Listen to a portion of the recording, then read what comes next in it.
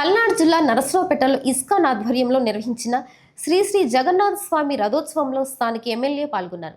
ప్రత్యేక పూజలు నిర్వహించి స్వామివారిని దర్శించుకున్నారు. అనంతరం భక్తులతో కలిసి జగన్నాథ స్వామి రథాన్ని లాగి భక్తి శ్రద్ధలతో సేవలో పాల్గొన్నారు. ఈ సందర్భంగా ఎమ్మెల్యే మాట్లాడుతూ జగన్నాథ స్వామి ఆశీస్సులతో రాష్ట్ర ప్రజలందరూ ఆయురారోగ్యాలు సుఖ సంతోషాలతో ఉండాలని ఆకాంక్షించారు.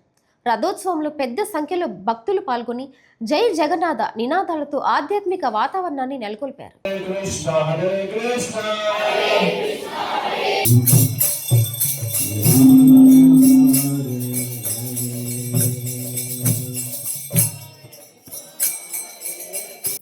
అంటే యుగాలు మారుతున్నాయి. కృతయుగం, ద్వాపరయుగం, త్రేతాయుగం, ద్వాపరయుగం, కలియుగం అన్నింటిలో కూడా కృష్ణమాయ ఉంటుంది. ఎప్పుడు కూడా ప్రతి యుగంలో వారి మాయ ఉంటుంది. అక్కడ రాముడు కావచ్చు, అక్కడ కృష్ణుడు కావచ్చు, కలియుగంలో వెంకటేశ్వరం కావచ్చు.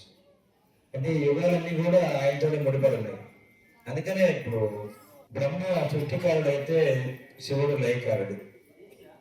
జగన్నాథ స్వామి వీటన్నింటిని కూడా కృష్ణమాయతోటి జననం కానీ మరణం కానీ సమస్త జీవరాశులు కూడా ఈ భూమి మీద సుఖంగా ఉండాలి, శాంతిగా ఉండాలంటే అన్నిటి కూడా లయకారుడు జగన్నాథ స్వామి.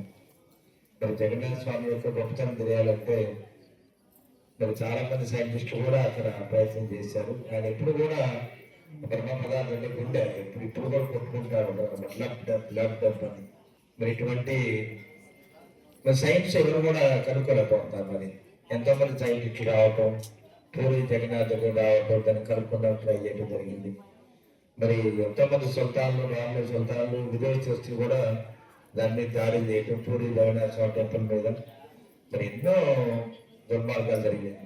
అన్నిటి కూడా కాపాడుకుంటూ హిందూ ధర్మాన్ని, సనాతనాన్ని కాపాడుకుంటూ మీ అందరి ఆశీస్సులతోటి, మీ అందరి మరి భక్తజన సందర్భంతో అందరి పడి వాళ్ళు కూడా మరి పూరి జగన్నాథ స్వామి యొక్క రథయాత్ర జరుపుకోవడం జరిగింది.